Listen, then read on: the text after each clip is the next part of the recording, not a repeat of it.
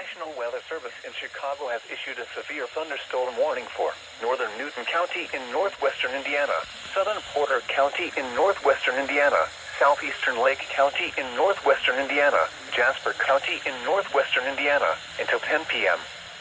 At 9:07 p.m., severe thunderstorms were located along a line extending from Hebron to near Lake Village to near Martinton, moving east at 65 miles per hour.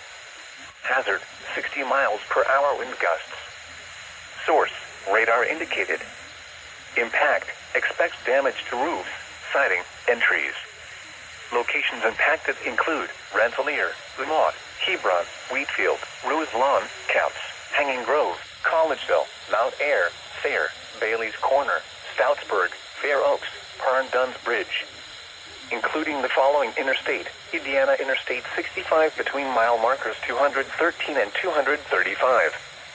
This includes US 41 Dragway. A tornado watch remains in effect until 10 p.m. for northeastern and east central Illinois and northwestern Indiana. For your protection, move to an interior room on the lowest floor of a building. A tornado watch remains in effect until 10 p.m. for northeastern and east central Illinois and northwestern Indiana.